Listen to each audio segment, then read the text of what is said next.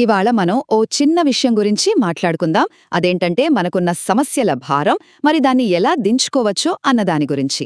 దీనికో మంచి ఉదాహరణ ఉందండోయ్. ఓ టీచర్ గారు నీళ్ల గ్లాస్తో చెప్పిన కథ.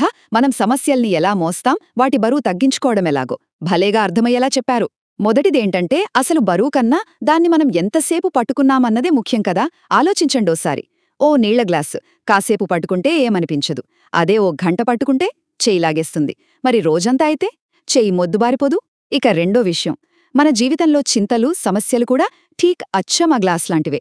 వాటి గురించే పదే పదే ఆలోచిస్తూ మోస్తూ ఉంటే అబ్బో, అవి మనల్ని కిందకి లాగేసేంత పెద్ద బరువుగా మారిపోతాయి తెలుసా.